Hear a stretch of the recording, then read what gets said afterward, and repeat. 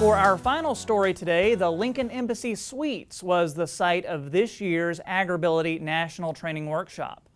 This was the workshop's 28th year and first time being hosted in Nebraska.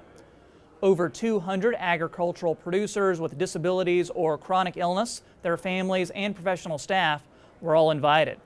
They came out to learn about new assistive farm technology, network with others, attend sessions, hear speakers, and more. John Dvorak farms about 500 acres north of Grand Island.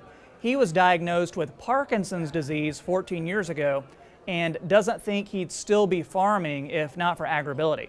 He's grateful for the services provided and the chance to share his story with other farmers. For me, sitting in a tractor or something like that, I get so tense and whatnot, like planning and stuff, so they help me out with like the guidance system for the tractor and whatnot, and that made it so I could stay in the tractor quite a bit longer then, and get some ground covered during the day. I've already talked to a couple from Florida, and their son has Parkinson's, and it's amazing how much, swapping stories and whatnot you can actually gain from that, because they might have one problem that you really don't perceive as being a problem, but yet it is for them and it isn't for you. And you can help them out by giving them ideas what they possibly could do or what agencies they can contact or whatever there.